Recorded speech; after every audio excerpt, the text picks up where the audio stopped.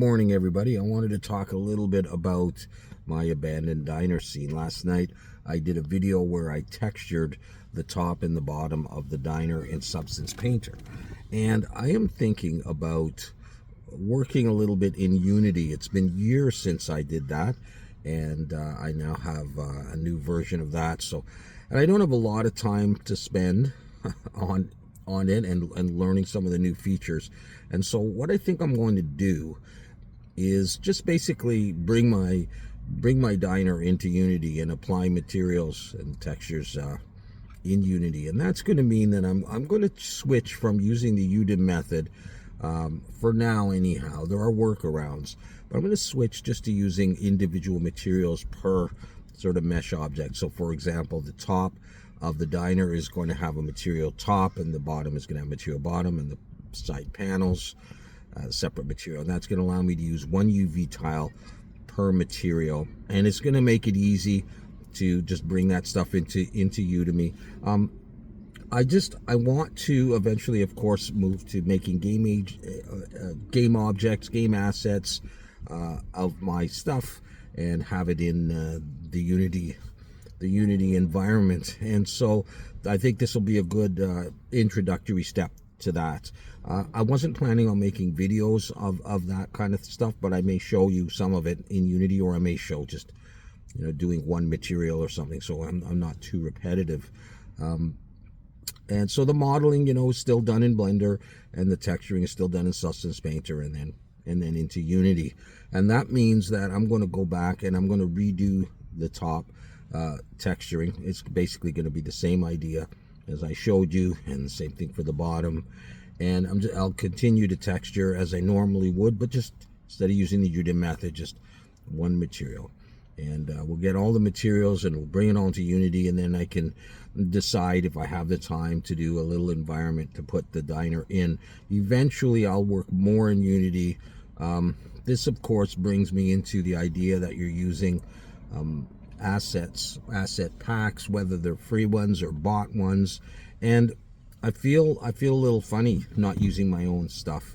I could do some modeling of trees and plants and terrains and stuff like that. Of course you could build your own terrain, but I'm not quite sure. But the first few projects may be a little generic, aside from any modeling I do, but using trees and grass and things like that from Unity, and you may recognize those as being pretty standard things.